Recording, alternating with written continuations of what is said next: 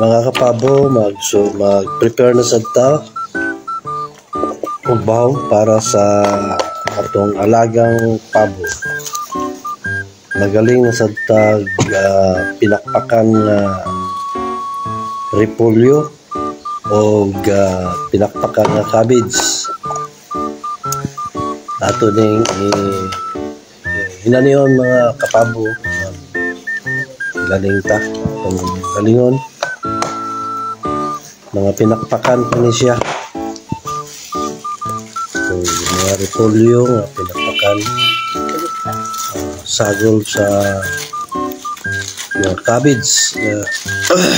Pinakpakan niya pa. Mo ni siya.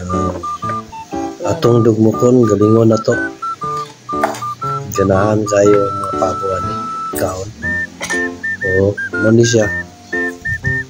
Cabbage ni siya nga pinakpakan.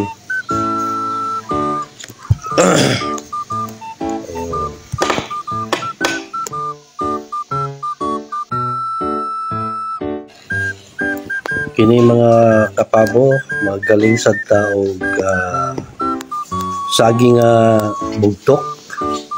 Ato ni isagol sa cabbage. Di man siya makaon ato kay bugtok man na galingon na to para nga ma-mix na to sa cabbage, dahon sa saging. Ganahan sila na nigkaon. So atong galingon sama niyo. Yun ani. Ato ni siya gagmayon. Ganahan sila nigkaon kay naman. Pinagagmay naman siya. So ganahan sila tuka-tuka. I-mix na to ni sa cabbage.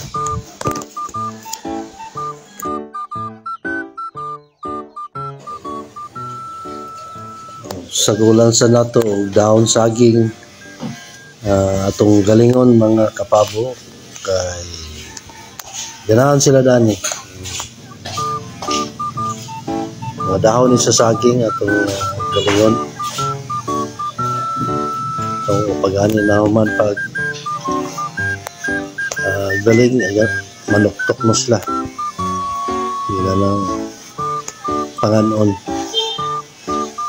May nang di sa rato silang kanon ani i-mix sa rato parang ganahan gid sila. I-mix din nato sa bahog feeds. So makakinumiya ka dani mga kapabo. May ray mong feeds ang nasagol, daghan iyang mga organic nga atong bahog sa pabo.